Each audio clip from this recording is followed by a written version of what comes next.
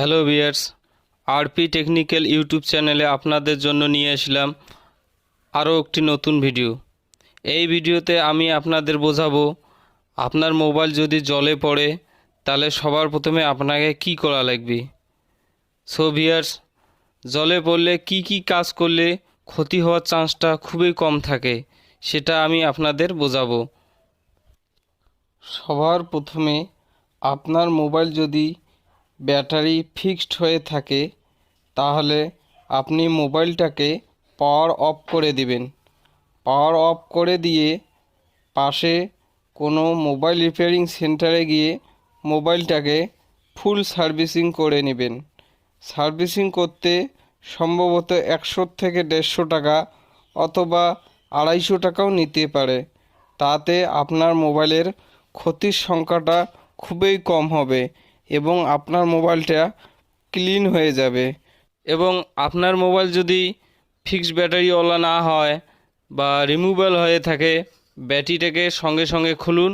খোলার পরে আর কিছু করবেন না, না করে আপনি যে কোনো পাশের মোবাইল রিপেয়ারিংয়ের দোকানে নিয়ে গিয়ে মোবাইলটাকে রিপেয়ার করান।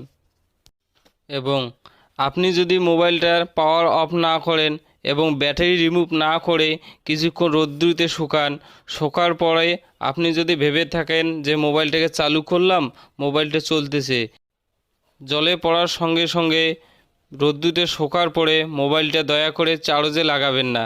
কারণ চার্জে লাগার সঙ্গে সঙ্গে মোবাইলটা শর্ট হওয়ার সম্ভাবনা সবথেকে বেশি থাকে। আপনার মোবাইলটা জলে পড়েছে অথচ পাওয়ার কি টিপে ধরে আছেন কিন্তু মোবাইলটা অন হইতেছে না। আপনি হয়তো ভাবতেছেন মোবাইলটা অন হইতেছে না, মোবাইলটা চার্জে লাগাই দেই, চার্জে দিলে অন হয়ে যাবে। না, এটা কখনো করবেন না। মোবাইলটা চার্জে দিলে মোবাইলটার ফুল বোর্ড শর্ট হওয়ার সম্ভাবনা বেশি থাকে।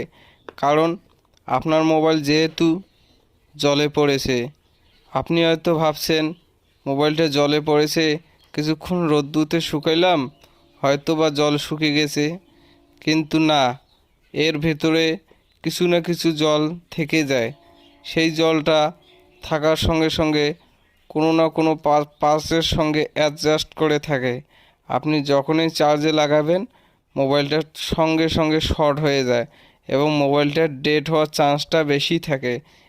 অতএব আপনি মোবাইলটা জলে পড়া মোবাইলে কখনো চার্জে লাগাবেন না।